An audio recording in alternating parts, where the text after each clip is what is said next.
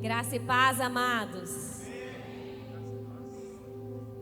Louvo a Deus pela sua vida que está aqui para entregar os seus primeiros dias ao Senhor, para ofertar as suas primícias ao Senhor, para ofertar as primícias do seu tempo ao Senhor. Hoje nós vamos estudar um pouco da palavra e aprender aquilo que o Senhor quer nos ensinar. E nós vamos fazer isso lendo um pouco sobre a vida de Esther. Mas a pessoa que vai nos ensinar nessa noite é o tio de Esther, que se chama Mardoqueu. E a gente vai entender um pouco da história de Esther, que começa quando uma mulher, a rainha Vasti, ela desobedece o seu esposo, o seu rei, e como punição dessa desobediência, a primeira sentença contra ela é que ela jamais poderia ver a face do rei, que ela jamais poderia se aproximar novamente do rei. E talvez essa seja uma das punições mais duras e mais difíceis que ela tenha sido, com a qual ela tenha sido punida, porque nada é mais importante do que estar na presença do rei. Nada é mais importante do que ver a face do rei. E aquela mulher, diante daquela circunstância, diante daquela desobediência, perde essa possibilidade. E o rei fica muito triste, muito raivoso. E ele dá um tempo para se acalmar, quem sabe alguns meses. A Bíblia não diz quanto tempo, mas diz que depois que esse rei se acalma, ele convoca os homens dele, os oficiais que trabalham para ele, e propõe uma seleção das mais belas mulheres para que ele pudesse promover, coroar novamente uma rainha. E diante dessa seleção, diante dessa escolha de uma nova rainha, a Bíblia fala de uma exigência que seria que essas mulheres precisavam ser lindas e precisavam ser virgens. E o rei então, ele chama alguém, um homem da sua confiança que se chamava Hegai, e atribui a esse homem trazer essas mulheres, reunir essas mulheres, separar essas mulheres e durante um tempo treinar essas mulheres. Então essas mulheres, elas não viriam diretamente, seriam entregues ao rei. Elas passariam um tempo na mão de um homem da confiança do rei, um oficial do rei, que as ensinariam antes que elas pudessem ter a oportunidade de estar diante do rei. O que eu aprendo com isso?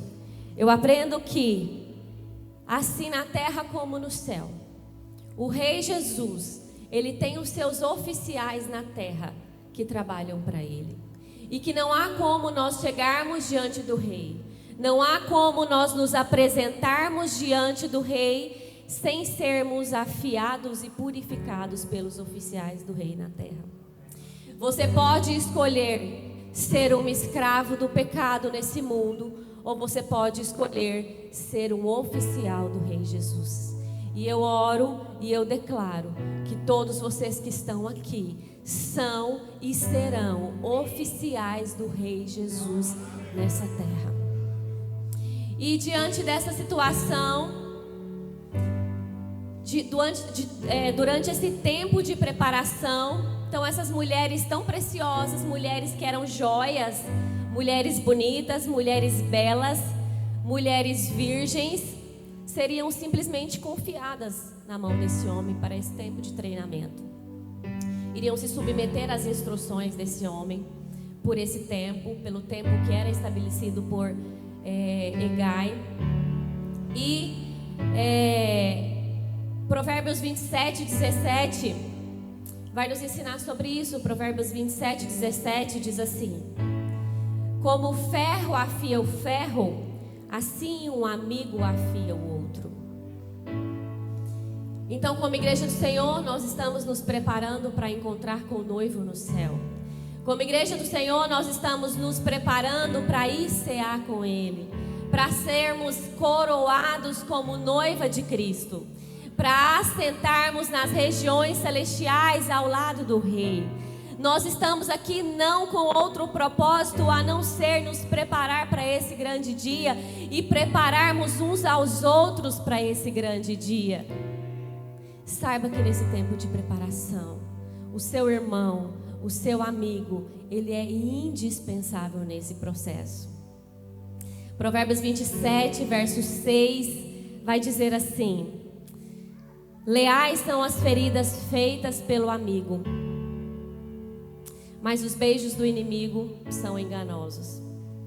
Então sim, os nossos amigos, aqueles que são leais e aqueles que nos amam, eles vão fazer feridas em nós. Mas entendam que as feridas feitas pelo amigo, ela é para que você seja afiado para viver aquilo que o Senhor deseja que você viva.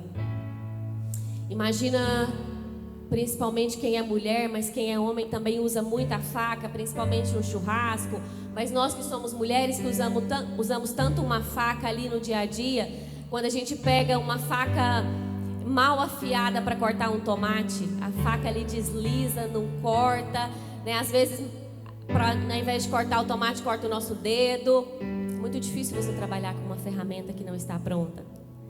Mas quando você encontra um amigo que te afia, que te deixa pronto, que te deixa no ponto para executar aquilo que o Senhor te chamou, isso faz com que o que você faz, o propósito que você desempenha, seja assertivo, seja rápido e principalmente ensine pessoas o caminho do céu. Então, Esther capítulo 2, verso 5, diz assim: nesse tempo havia na fortaleza de Suzã um judeu chamado Mardoqueu, filho de Jair. Ele era da tribo de Benjamim e descendente de Quis e Simei. Sua família estava entre aqueles que, como Joaquim, rei de Judá, tinha sido deportado de Jerusalém para a Babilônia pelo rei Nabucodonosor. Mardoqueu tinha uma prima jovem, muito bonita e atraente, chamada Hadassa, também conhecida como Esther. Quando o pai e a mãe de Esther morreram, Mardoqueu a criou como a sua própria filha. Então a gente tem alguns pontos nesse texto. Mardoqueu, ele era um judeu de cativeiro. Ele era um homem que foi trago como escravo para trabalhar para o povo da Babilônia. E quando o seu povo foi liberto, ele não retornou para Jerusalém. Mardoqueu poderia ter uma mentalidade de escravo. Ele poderia ter uma mentalidade aprisionada, porque ele era vítima do cativeiro daquele tempo e daquele povo. Então ele vivia ali, junto com aquele povo, após a libertação do seu povo, após muitas pessoas terem retornado. E ele tinha uma prima muito bonita que se chamava Esther, e os pais dessa prima vêm a morrer. E quando esses pais dessa menina morrem, Mardoqueu imediatamente assume a paternidade dessa moça. E a Bíblia diz que ele criou ela com muito carinho e com muita instrução. E essa segunda parte ele tem uma morte de 2 pessoas da família e ele tem uma criança órfã. Para Mardoqueu isso poderia ter significado um sacrifício. Quem acha aqui que é fácil adotar uma criança assim do nada? Porque para famílias que estão esperando uma adoção há muito tempo, é uma expectativa muito boa. Mas para alguém que não está esperando que uma tragédia aconteça e de repente tem que se posicionar, você está diante de um sacrifício, porque a sua vida vai mudar completamente de repente e você precisa decidir se você quer fazer esse sacrifício ou se você não quer fazer esse sacrifício. E talvez se alguém escolha não fazer esse sacrifício e dizer, não, eu não teria condições de assumir essa menina, de assumir essa criança, talvez isso seria aceito. Mas Mardoqueu escolhe o sacrifício de criar aquela menina. E eu queria que você se atentasse para algo. Existem bênçãos que estão escondidas atrás de sacrifícios. Ou a gente poderia talvez dizer que se você não escolhe o sacrifício, você não vive a bênção. Tem situações, tem oportunidades de sacrifício que o Senhor coloca diante de você, simplesmente porque Ele quer te abençoar, simplesmente porque Ele quer te promover, simplesmente porque Ele quer te mudar de nível, simplesmente porque Ele quer libertar a sua família, simplesmente porque Ele quer libertar o seu coração, simplesmente porque Ele quer libertar a sua geração.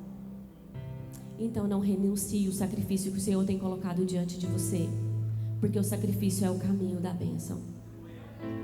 E aí Mardoqueu escolheu ser pai de Esther, porque ele sabia quem ele era. E na cultura judaica, os homens são responsáveis por sua geração, né? Os homens são responsáveis pelas esposas dos seus irmãos, caso seus irmãos morram. Os homens são responsáveis para cuidar das famílias dos seus familiares, caso eles morram, se perdem em uma guerra. E o judeu, ele é um homem extremamente responsável no quesito família. O judeu, quando um homem não honra a sua família, ele não vai honrar mais nada. E talvez eles tenham razão. E ele assume imediatamente. A Bíblia não fala que ele titubeia, não fala que ele para pensar. Ele assume aquela menina e ele começa a criar aquela menina, porque ele sabia que era judeu, primeiro. E segundo, ele sabia que quando aquela menina nasceu alguém que estava sobre a responsabilidade dele caso os pais viessem a faltar. Eu imagino que a partir daquele momento que a família dela morre, imediatamente ele chama a menina e diz: agora você é minha filha, é minha responsabilidade, eu fui chamado para cuidar de você desde que você nasceu. E infelizmente, lá fora nós temos uma geração de homens, lá fora, aqui dentro isso não acontece, mas lá fora nós temos uma geração de homens fracos que estão muito mais acostumados a dar desculpa do que assumir as responsabilidades e executá-las. Muitos homens que dizem assumir responsabilidades, mas na prática não as executam. Então, se você conhecer alguém desses homens lá fora, ensine para eles o que você aprendeu aqui. Que homem é homem quando assume a sua identidade de homem, o seu propósito de homem, e leva e faz o que precisa ser feito. Esther capítulo 2, verso 8, diz assim: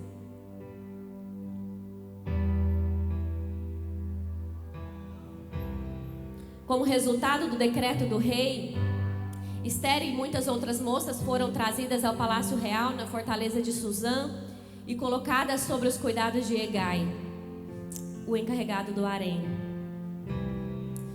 Você precisa entender que o Senhor estabeleceu oficiais dele na terra para cuidar de você, para ensinar você, para preparar você e para conduzir você a ter um encontro com o rei.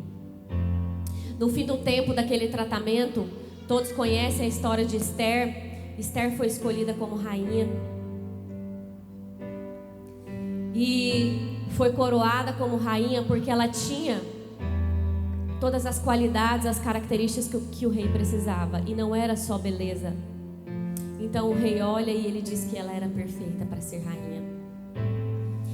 Mas Mardoqueu, sabendo que ele era responsável por aquela mulher, sabendo que como judeu ele foi chamado, a identidade dele de homem fazia com que ele precisasse cuidar da geração dele, cuidar da família dele até a morte, ele não entrega o chamado, o propósito dele quando Esther se casa.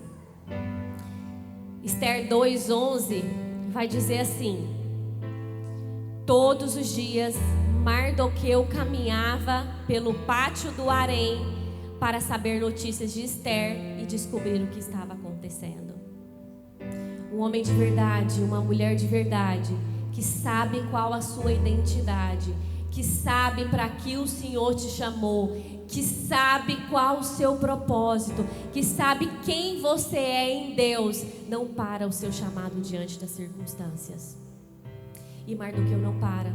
Ele todos os dias ele vai até o pátio do harém para ver como Esther estava. Ele não baixou a guarda, ele não abandonou o posto. Ele sabia que, como judeu, a identidade de protetor da família dele terminaria quando ele morresse. A sua identidade, ela nasce quando você nasce. A sua identidade, ela não é circunstancial. A sua identidade, ela não muda a cada circunstância, a cada demanda da necessidade. A sua identidade, ela foi estabelecida quando Deus Pai soprou o fôlego de vida nas suas narinas. Você é filho, você é filha, você é filho do rei. Você tem sangue de rei correndo nas suas veias. A sua origem é a casa do rei, mas o seu destino também é a casa do rei. Isso é imutável. Isso não transforma porque os dias estão fáceis. Isso não transforma porque os dias estão difíceis. A sua identidade foi estabelecida junto com o seu fôlego de vida. E Mardoqueu nasceu judeu, filho de Deus, responsável por sua geração. Ele sabia que o rei não era suficiente para proteger ou para guardar a sua filha. Ele não transferiu essa responsabilidade para o rei, mas ele segue cuidando, ele segue protegendo, ele segue todos os dias lá. E agora ele tem um cargo no reino, ele tem um cargo oficial. Agora ele trabalha no reino, ele é um oficial do rei. E como oficial do rei, um dia ele estava ali às portas, de frente ao palácio, e ele ouve uma história de dois homens que queriam mandar matar o rei. E ele ouve essa história, ele vai até Esther, ele fala para Esther que estavam tramando contra a vida do rei. Esther vai até o rei, e Esther conta para o rei manda matar esses dois homens. Diante disso, o rei escreve o nome de Mardoqueu nos seus livros de história. E o rei escreve lá que Mardoqueu, um judeu, livrou ele da morte. E isso fica escrito ali. E passam-se os dias, passam-se os anos. Mas a história de um homem que tem identidade, ela é escrita pelo dedo de Deus.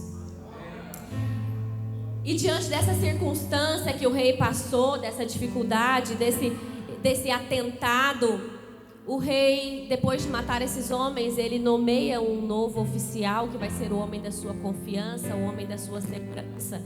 E o nome desse homem é Amã. E esse homem passa agora a ser o homem da confiança do rei, depois desse episódio. Só que esse homem, ele era um homem muito egocêntrico. Ele era um homem muito voltado para a sua própria figura, para a sua própria imagem. Era um homem que queria adoração, era um homem que queria louvor, era um homem que queria reconhecimento. De fato, era um homem muito bom e por isso esse homem estava nesse cargo. Mas esse homem estabelece uma ordem e ele diz que a partir de agora, todas as pessoas precisam se dobrar diante dele. Todas as pessoas precisam se dobrar em adoração a Amã. Só que ali no meio daquele povo, como os judeus já haviam morado ali, os judeus já haviam residido ali, nem todos haviam ido embora, tinha muitos judeus nas cidades, nas províncias próximos e ali. E Amã percebe que Mardoqueu não se curvava diante dele. E quando perguntavam para Mardoqueu por que ele não se curvava, ele afirma apenas uma frase. Ele fala da sua identidade. Ele só respondia: eu sou judeu. Ele não discutia, ele não ficava bravo, ele não irava, ele não batia de frente, ele não ficava nervoso. Ele só dizia: eu sei quem eu sou judeu. E com isso estava carregado de explicação. Eu não me prostro a outros deuses. Eu não me prostro a outro rei. Eu sei quem me chamou. Eu sei de onde eu vim. Eu sei para onde eu vou. Eu sei qual é a minha identidade. Eu sei qual é o meu propósito. E nada me fará me dobrar a alguém que não seja o meu rei. E aí Amã, muito irritado com isso, porque o homem não se dobrava a ele. Como isso podia acontecer? Como tinha alguém que achava que era melhor do que ele, não se dobrava a ele. E Amã tem uma grande ideia. Ele vai falar com o rei. E ele diz assim: rei, aqui no nosso meio tem muitos homens que têm uma cultura diferente da nossa. Eles vivem diferente de nós. Eles pensam diferente de nós. E eles se comportam diferente de nós. Quem já foi encontrado assim? Quem já foi identificado assim? Quem já foi percebido assim? Quem já foi notado assim como diferente dos demais? Um comportamento diferente, uma rotina diferente, um falar diferente, decisões diferentes. Esse homem era Mardoqueu, porque ele sabia quem ele era. Ele era filho do rei. E aí ele diz assim: sabe qual a minha ideia, rei? A minha ideia é que a gente extermine todos esses homens. Que a gente extermine crianças, mulheres, homens, de todo esse povo que é diferente. E que os despojos, que os bens desses homens diferentes de nós, seja dado a quem matar esses homens. E o rei disse: tudo bem, você tem a minha assinatura, eu confio em você. Vai e executa isso. O rei autoriza que todos os judeus fossem exterminados. Mulheres, crianças, homens. E que como recompensa, quem matasse os judeus receberia os bens. E aí, Amã começa a escrever cartas. Ele começa rapidamente a escrever cartas. Essas cartas eram seladas, assinadas pelo anel do rei. E ele manda essas cartas para as províncias próximas, ou seja, para os povoados, para as cidades, para as aldeias. Rapidamente ele manda que os oficiais do rei entreguem essas cartas, explicando e marcando uma data exata em que os judeus deveriam ser executados. E ele tenta fazer isso muito rápido, porque ele tinha a necessidade que se executasse isso, consequentemente, todos os judeus morreriam. E essa carta chega a Mardoqueu. Mardoqueu poderia ter pensado: eu preciso fugir. Mardoqueu poderia ter pensado: eu vou me esconder, eu vou encontrar uma caverna, eu preciso salvar a minha vida. Mas não era sobre ele. Mardoqueu tinha uma identidade. A identidade dele era uma identidade de pai. Mardoqueu tinha uma responsabilidade de proteger, prover e dirigir Esther. Ele não poderia fugir. Ele estava ali por um propósito. E ele sabia que esse propósito dele só era possível porque ele sabia qual era a identidade dele. E sobre Mardoqueu estava uma filha, um povo, uma nação. E Mardoqueu rasga suas vestes, se veste de pano, de saco, se cobre de cinzas. E ele vai para a praça clamar. A Bíblia fala que ele andava a cidade vestido com essas roupas, clamando, orando e chorando. E Esther fica sabendo que Mardoqueu está como que um doido pela cidade. E ela manda chamar ele para que ele diga o que está acontecendo. Só que ele não vai à presença dela, porque ele não poderia ir com as roupas que ele estava. E ele se recusa a vestir outras roupas, porque era tempo de clamar.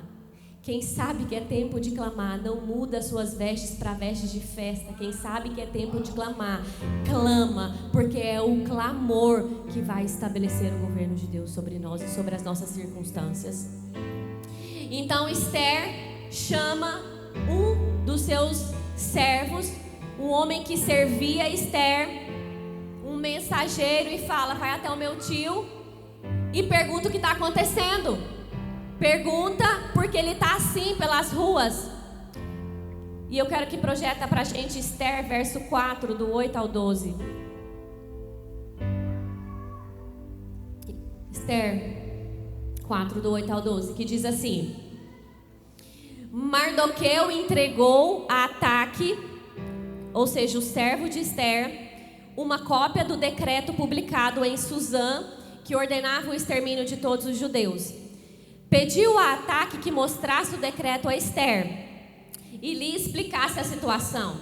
Também pediu a Ataque que a orientasse a ir falar com o rei para implorar misericórdia e interceder em favor do seu povo. Aqui um pai dá uma direção ao filho. Ataque voltou ao Esther com o recado de Mardoqueu. Então Esther mandou o Ataque dizer a Mardoqueu. Então Esther devolve um recado. E ela diz assim: todos os oficiais do rei e até mesmo o povo das províncias sabe que qualquer pessoa que se apresenta diante do rei no pátio interno sem ter sido convidado está condenado a morrer, a menos que o rei lhe estenda o seu cetro de ouro. E além do mais, há 30 dias que o rei não me chama na sua presença. E o recado foi transmitido de Esther a Mardoqueu. O que nós notamos? Nós notamos que Esther teve medo. Esther sentiu medo porque a morte estava iminente. Esther percebeu que, na possibilidade de cumprir aquilo que o seu pai tinha direcionado, ela poderia morrer. Mas eu quero te dizer uma coisa: existem decretos que foram escritos sobre você. Existem decretos que foram lançados sobre a sua vida. Mas eu preciso declarar para você: não vai se cumprir. Porque o decreto do Senhor sobre a sua vida nasceu antes que você nascesse. O decreto de vida do Senhor para a sua casa nasceu antes que você saísse do ventre da sua mãe. O decreto de Deus para a sua família nasceu antes que você desse o primeiro suspiro nessa terra. Você não vai morrer, você vai viver, porque o Rei dos Reis já liberou uma palavra sobre a sua vida. E Esther 4, 13 e 14. Mardoqueu diz assim: Mardoqueu enviou uma resposta a Esther. E Mardoqueu disse: não pense que por estar no palácio você escapará quando todos os outros judeus forem mortos. Se ficar calada num momento como este, alívio e livramento virão de outra parte para os judeus. Mas você e seus parentes certamente morrerão. Quem sabe não foi justamente para uma ocasião como esta que você chegou à posição de rainha. Nos seus dias de medo, nos seus dias de dor, nos seus dias mais difíceis, nos seus dias mais duros, o Senhor te revela o seu propósito. O Senhor te revela para o que Ele te colocou, na posição que Ele te colocou. Posição não é importante para o Senhor. Posição é só o lugar que o Senhor quer te colocar para cumprir o seu propósito. Não se cale na posição, e nem por causa da posição, e nem por medo de perder a posição. O propósito da posição é fazer com que a sua voz alcance quem o Senhor te fez para alcançar. E aí, no capítulo 4, verso 16 e 17, a Bíblia diz: Esther manda uma nova carta diante desse confronto que Mardoqueu mandou. Ela responde e diz: vá, reúna todos os judeus de Suzã e jejuem por mim. Não comam nem bebam durante 3 dias e 3 noites. Minhas criadas e eu faremos o mesmo. Depois irei à presença do rei, mas mesmo que seja contra a lei. Se eu tiver que morrer, morrerei. Mardoqueu foi e fez tudo conforme Esther havia ordenado. Eu não sei qual circunstância você está vivendo. Eu não sei qual a sua preocupação. Eu não sei quais as suas dores. Eu não sei se você está preocupado com o cenário econômico, com o cenário político, com o cenário familiar. Mas eu preciso te dizer algo: não é hora de se calar. Não é hora de se acomodar. Não é hora de recuar. Não é hora de parar. não é hora de temer, é hora de se levantar. É hora de fazer aquilo que o Senhor te chamou para fazer. Não é hora de se omitir, não é hora de se esconder. O Senhor te fez para ser Ele aqui na terra, para manifestar quem Ele é aqui na terra, para levar Ele para as pessoas. Você não é simplesmente alguém que nasceu e que não tem propósito. A sua identidade é de filho. O seu propósito é levar Ele para as pessoas. A sua identidade não é de perdedor. A sua identidade não é de órfão. A sua identidade não é de divorciado ou divorciada. A sua identidade não é de desempregado ou desempregada. A sua identidade não é de abandonado ou abandonada. A sua identidade é de filho do Rei dos Reis, Alfa, Ômega, princípio e fim, dono do ouro, da prata, dos céus e da terra. Se levante e reconheça quem você é.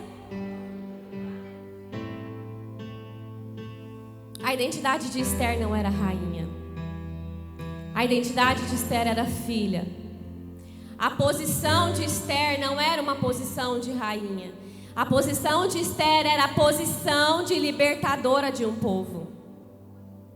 Ela foi colocada como rainha para que ela fosse a libertadora do povo de Deus. Qual a sua posição hoje? Qual posição que você se encontra? Aonde você é estabelecido? Aonde você trabalha? Qual família é a sua? Qual sua profissão? Aonde estão os seus pés? Qual igreja você serve? Você está congregando e talvez não sirva. Aonde o Senhor colocou os seus pés? Aí não é uma geografia para você ficar parado. Aí é a geografia do seu propósito. E talvez se você não cumprir o seu propósito, você nunca vai sair daí. Porque o Senhor te colocou aí para fazer algo. Pergunta para Ele: Senhor, o que eu preciso fazer? E eu já te adianto, a primeira coisa é anunciar as boas novas da salvação. Porque tem pessoas que estão precisando e dependendo da sua voz. O propósito, ele precisa queimar mais do que a posição. O propósito, ele precisa arder mais do que a posição. Talvez você vai estar executando ali algo na sua posição em um dia de trabalho, em um dia em que você está cumprindo as atividades do lar, e vai vir uma situação em que você vai ter que parar tudo para cumprir o seu propósito. Que você vai ter que parar tudo que você está fazendo e falar: ajoelha aí que eu quero orar por você. O Manuel contou um testemunho essa semana no grupo da Unity, que no trabalho dele, no meio das pessoas, ele precisou parar, orar por alguém, e essa pessoa foi curada. Sabe por quê? Porque a sua posição não pode ser mais importante do que o seu propósito. Aonde você estiver posicionado, o propósito precisa queimar. Apocalipse 3:8.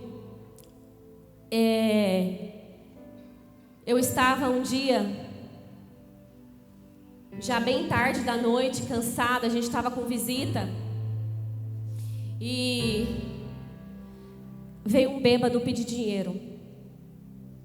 E aí eu falei para aquele, aí ele pediu dinheiro e eu parei para ouvi-lo, e ele falou que queria dinheiro para beber.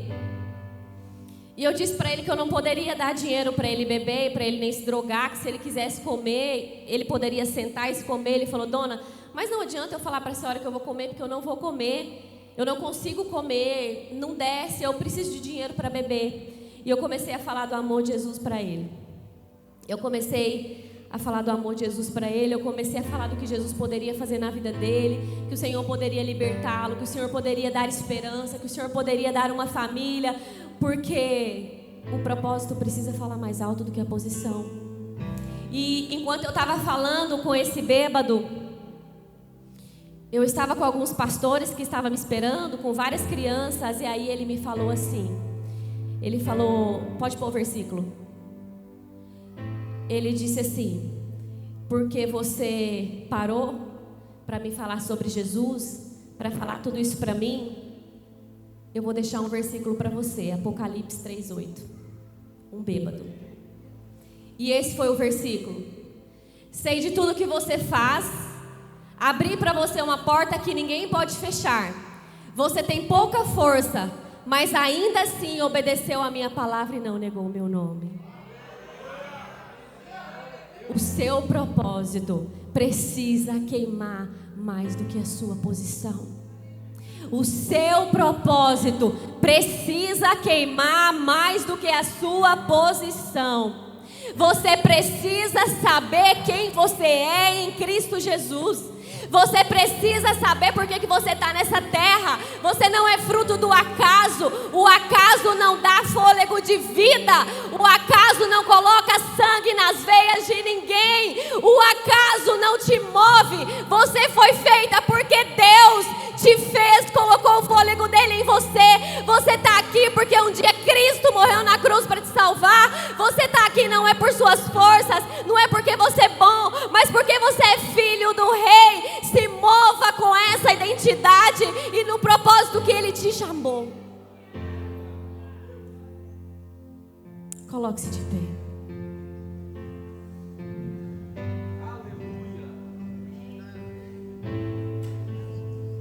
Coloque-se de pé e feche seus olhos. Feche seus olhos aonde você está. Eu quero que todos de olhos fechados comece a interceder agora. Se existe alguém aqui que ainda não aceitou a condição de filho, eu quero te dar a oportunidade de vir aqui à frente e entregar a sua vida para Jesus. Eu quero te dar a oportunidade de vir aqui à frente e dizer: Senhor, eu entendo a minha identidade de filho, eu quero me entregar ao Senhor. Deus, eu quero começar esse ano de 2023 entregando a minha vida completamente ao Senhor. Deus, eu não quero ser mais nada antes de ser filho. Eu não quero ser mais nada antes de ser filho do Rei dos Reis, de ter o sangue do Senhor correndo nas minhas veias. Se tem alguém aqui que quer entregar a sua vida para Jesus, vem aqui. Nós queremos orar por você, nós queremos te receber, nós queremos te amar e nós queremos caminhar com você. E nós nos comprometemos em caminhar ao seu lado. Tem alguém que quer receber Jesus hoje? Se não tem, eu quero orar. Pai, obrigada por cada filho que está aqui. Eu oro, Senhor Jesus, para que essa noite seja uma noite em que os seus filhos tenham entendido quem eles são. Que os seus filhos tenham entendido de onde eles vieram. Que os seus filhos tenham entendido, Pai, para onde eles vão. Pai, em nome de Jesus, eu oro, Senhor Jesus, para que assim como Mardoqueu sabia quem ele era, e por isso ele formou uma grande rainha que foi a libertadora de um povo. Senhor, assim como esse homem teve toda a sua nação livre da morte, porque ele se posicionou em entendimento. Senhor Jesus, assim como Mardoqueu, no fim da sua vida, foi honrado, Pai. Foi honrado por seus atos de justiça. Eu oro, Senhor Jesus, para que aqui o Senhor encontre homens e mulheres com a identidade estabelecida no Senhor. Que saibam, Senhor Jesus, o que eles podem e para onde eles estão indo, e que eles não se desviem do caminho. Pai, em nome de Jesus, que, Senhor, os homens e as mulheres que vivem de circunstâncias até hoje, Senhor, eu quero profetizar que acaba hoje uma vida circunstancial, levada como folha ao vento. Acaba hoje, termina hoje, e hoje começa a vida de homens e mulheres com identidade estabelecida no Senhor, que não se movem por circunstâncias, mas se movem pela identidade de filho do Rei dos Reis, filho do Alfa e do Ômega, do princípio e do fim, que era e que é e que sempre será. Nós oramos em nome de Jesus.